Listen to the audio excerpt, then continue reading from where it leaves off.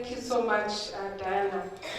Your Excellency, Dr. Pastor Dorcas Rigathi, spouse of the Deputy President, ladies, distinguished guests, and gentlemen, good evening. Good evening.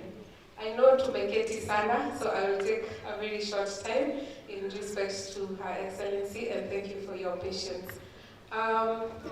When we were appointed to this honorable position, one of the first people who connected with me was Diana, and I believe she did so on LinkedIn and sent me a message, and I responded, and we made contact, and she visited the office and told me about what she has done. She left me with a book, and I know she didn't realize this until today, but I actually read the book, Scars of Honor. And you stand here as a testimony, and we applaud you. And you know, the Bible says, what did you do with what you are given?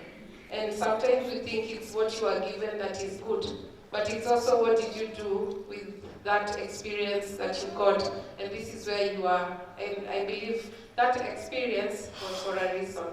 So congratulations, and ladies, you have a very dedicated leader, as I've heard you say. I'm greatly honored to join you today as we celebrate Pre-Valentine's dinner and the launch of the position paper that will inform Widows Persons Policy organized by the Come Together Widows and Orphans Organization. As we gather here, we acknowledge the founder of Come Together Widows and Orphans, Ms. Diana Kamande, and her life-changing story. Her persistent effort, determination, and commitment has yielded great milestones in championing the rights of widows and orphans in this country. These milestones are seen in the increased economic empowerment of widows and orphans scholarship program for 111 students in high school, 4 in university, and many who have completed school and are now working. In the midst of your struggles, I wish to acknowledge the important role you play in providing for yourselves, your children, and raising families alone. As you participate in the development of our country, most of you have suffered in silence. You've struggled with depression, both emotionally and financially. It is for the same reason that we celebrate you and honor your efforts today. You are our unsung heroines and heroes. Your Excellency, ladies and gentlemen, as I stand here, I also have a story of widowhood. I am not a widow, but on Valentine's Day marks the 10 years since my mother lost her husband, and it was on Valentine's.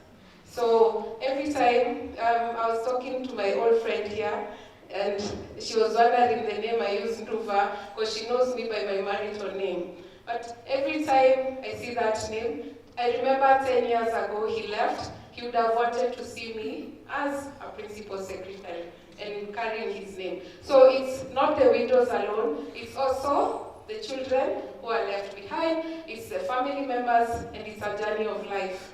Your Excellency, ladies and gentlemen, according to the National Economic Survey by the Kenya Bureau of Statistics 2019 census, there are 894,853 widows in Kenya. Just like Kenya, millions of widows and their children all over the world endure extreme poverty, various forms of human rights violations, including stigmatization, you've heard it here, being ostracized, being homeless, ill health, and discrimination, both in law and in custom. Without economic empowerment and social protection, many widows are treated, and children are treated as economic burdens to their families and by their families.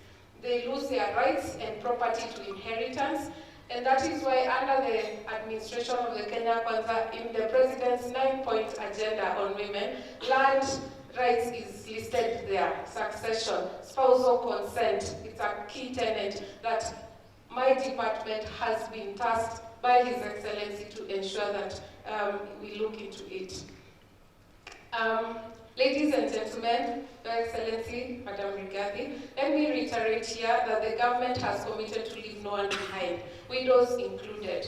Hence, the rights of widows are enshrined in our Constitution, which stipulates equal protection and of property rights for men and women and within their marriages. In order to give effect to this non-discrimination provision, the Constitution has also provided legislative and other measures, including affirmative action program and policies that are designed to redress any disadvantage. And I hope that, Diana, with your group here, you take advantage of that and you plug into that. Ladies and gentlemen, we have several policies. I will not go through them because we have all said we have been here long enough. But allow me to highlight something. We have, in regard to widows empowerment, and I heard someone talk about it here, we have the Women's Enterprise Fund, which is a state agency, semi-autonomous government agency under my department. The Women Enterprise Fund has launched a special product for widows known as the Thamini loan. It enables widows to access affordable interest-free loans, and so far it has distributed 10,950,000 to befitting 64 widow-led groups. Widows are also eligible to access other government funds, so please tap into that. Hustler Fund, 50% has been set aside for women. And there are others such as the equal access to government procurement opportunities. As I close, we wish to appreciate the Come Together Widows and Orphans organization for creating a safe platform for widows to challenge the negative societal attitudes. The government, again, under the administration of the Kenya Kwanza government, has also instituted within my department a task to set up the gender violence protection centers, where those who are like widows who have faced the issues we've had here have a place to run to, and we will work to ensure that is done. As a government, we wish to reaffirm our commitment to work closely with relevant stakeholders to increase the visibility of the widows' agenda, and indeed, on March 1st, Her Excellency, the First Lady, will be gracing the International Women's Day, and I hope to hear and to see the group here represented. To all widows and their loved ones today, I celebrate you, I encourage you to continue to love, to celebrate, and appreciate yourself.